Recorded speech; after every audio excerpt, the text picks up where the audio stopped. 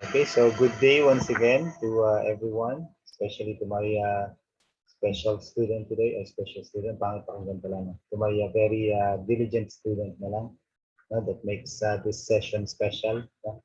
Kaya nasabi kong special student, no? Kasi nga he's always been my active participant since then. No? Ayan, so let's begin. This session is for week 4 of quarter 4, halfway through this quarter. Na? Then another 4 weeks and we're done with this school year. No? Hopefully, okay na ang lahat. No? At makagraduate ang lahat o makapag-moving up. No? This week is from June 7 to 11, 2021. This is also our National Flag Week yata, kung ano nagkakamali. No? This week, we are celebrating our National Flag Week, no? In commemoration of our Independence Day. Yeah. So for that, now the topic is lesson 2, drafting mechanical details of conveyor systems. Na? Yeah, kasi sometimes you'll have to design these things when you become drafting or draftsman or architect or an engineer. No? You have to design these things because hindi naman ibig sabihin ay residential lang ang gagawin mo, hindi ka nagagawa ng mga escalators or elevators. No? Sometimes you'll have to design also those for specific reasons din. No? For the specific needs of the inhabitants or residents na lang of that building. No? For example, may mga nakatira doon of old age or with disabilities, no? Or PWDs, no? They have to design conveyor systems for them, like yan. Ang pangit nga ng term na dumb waiters, no? These are parang elevators din siya. No? Or pero it's for kung doon nagkakamali, this is for things and not people, no? And also, ayan, you have escalators sometimes, or kung napanood niyo rin yung nabanggit ko na to last time din, yung sa up, no? Yung si Mr. ang pangalan nun? Ayun, yung bida doon, yung matanda, no? In his house, he has his own conveyor system, now where he moves himself up and down the stairs using the chair attached to a mechanism, no? Paakyat ng second floor sa kwarto niya. So yun yung mga dinidesign din for residential purposes. Okay, so with that, your learning outcome would be your mechanical details of a conveyor system.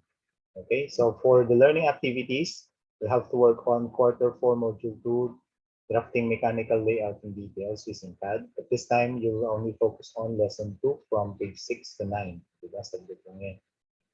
Okay, then if you want more resources, no, like video lessons, nandun ang mga links. No? Copy of this learning program schedule is also uploaded there, and also a copy of your module is also uploaded in our project group. Okay, so pakicheck na lang yan later. Then our expected outcome as usual, again, accomplish all the activities. No? Ilan lang naman yan, ilang piraso lang. No? So for the written works, answer sheet lang kailangan, and hopefully you'll be using intermediate bond papers. No? Kasi yung iba, gumagamit pa rin ng yellow papers, no? Yan. So, hirap kasi na iba-iba yung size ng papel. Pero syempre, no? Kung yun ang available, di yun na lang talaga. Then again, for performance tasks, no? Or the hands-on activities, no? You again use any app, no? That you have with you. Pwedeng desktop application ng AutoCAD or a Android application ng Ginacad. Okay, and your final drawing or DWG file is required to be submitted using our link. No? Yung link pala, review ko muna yung link kung may kailangan i-update before I open it again for submissions. Then, pwede rin for, through messenger or email.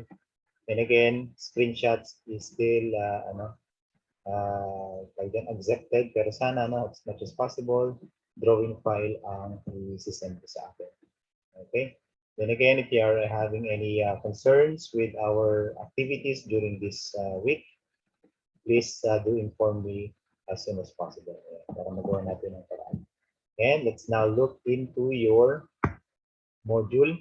Now, lesson 2 is drafting mechanical details and conveyor systems. Okay. So, ayan lang naman yan. Let's browse here. no? On what's new. Yan naman, basa-basa lang naman yan. Yeah. Then what is it? So simple discussions na lang naman ito. No? It's like a refresher because we were able to I don't know if we have discussed this last year, no? So napaka-piyawan man lang natin. Siyempre, merong mga, ano, no? May mga provisions tayo na sinusunod, no? Siyempre, yan, for environmental requirements, no? Or for host ways, no? So host ways and terms like that, no, are also discussed in a video lesson that I have uploaded in your group, no, in our group or our chat group. Nandun din yung link, no? Pakipanood nyo lang din yun, yung basics, no? Kung medyo bago pa sa pandinig nyo yung ilang mga terminologies dito. Okay?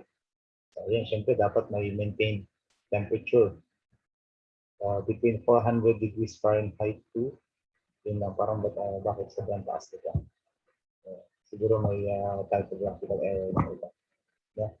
Kasi 400 degrees Fahrenheit is too much. Kasi ang normal is 98 degrees Fahrenheit. Okay, so 400, it's almost more than boiling point, boiling na type. And anyway, and should not be exposed to the elements. Elements, siyempre, alam mo natin mga elements na yun, mga natural elements such as wind, water, and fire. Heat requirements, substantial level heat floor slab support na about 2,700 pounds impact load. So may mga ganyan technicalities kasi nila. Also, ayan, waterproof minimum of 6 feet below the lowest floor level. So sa video lesson, mas may itindihin niyo yung pag-pinag ng video lesson and bakit may mga ganun na may mga ganitong requirements na tinatawag. Okay? And again, if in case you're not able to fully grasp the idea and the concepts, no, pwede pa rin naman magtanong sa akin. Yung session natin ito, again, is for the purpose of overview of this lesson. Kaya if you have concerns with the lesson or the topics or the activities, pwede ka rin magtanong during your most available time. Okay, so what's more, activity 1, ito, na-send ko na rin naman to separate image file sa ating GC. You can just download it para mas madali nyo ma-manipulate na. Pwedeng zoom in, zoom out. Para mismo ito na lang yung gagamitin nyo, yung image na lang mismo, hindi na itong module. Kasi ito, i-drawin nyo lang on a separate sheet. This will be on a separate sheet, manual. Ayan. Wait lang, aking dear student. Activity 1 is manual. Ayan. Gagawin to sa papel. Papel muna, sketch nyo muna para maano yung mga detalye. Then afterwards, sa papel lang muna. Then, what I have learned, ayan, syempre, ito, share nyo lang yung form of parang insights lang or parang journal entry lang. So, syempre, panoorin nyo yung, yung video lesson para mas may maisagot kayo dito. Then, for what I can do, activity 3, ito na yung sa CAD gagawin. So, yung ginawa nyo sa, ginawa nyo kanina sa activity 1, on paper, this time, we're going to convert that into CAD. Bakit? Ganun. Kasi, it would be a lot easier for you to convert that into CAD when you already know the details already.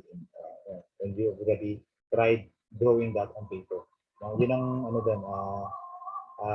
that is the reason, one main reason why siyempre grade 9 and grade 9 kaya tinuro muna sa inyo yung manual drafting, tapos saka pa lang AutoCAD. Now we did not go straight to AutoCAD, kasi pag alam mo yung proseso manually sa papel ginagawa using tools, it would be a lot easier for you to do that in AutoCAD. Kasi AutoCAD was designed according to how we draw on paper. So ayun yun. Kaya kumbaga kung mapapansin nyo, if you would imagine, kung didirect pa kayo sa AutoCAD, parang mas mahirap siya. Unlike kapag dumaan ka muna sa manual drafting before you went to AutoCAD, parang mas madali siyang unawain yung proseso. Kasi nga, alam niyo yung proseso while doing that on paper. So, yun lang yun. Then, assessment, kaya lang naman, 1 to 5 lang yata ito. So, 1 to 5 lang. No? So, make sure masagot nyo pa rin iyan. No? And that is the end of lesson 2 on page 9. No? By next week, we'll be dealing with lesson 3, drafting file protection systems. Okay? So, with that, thank you so much for listening. And again, if you have any concerns about our activities this week, so pakitanong lang. And that ends our session for this week. Thank you so much for listening.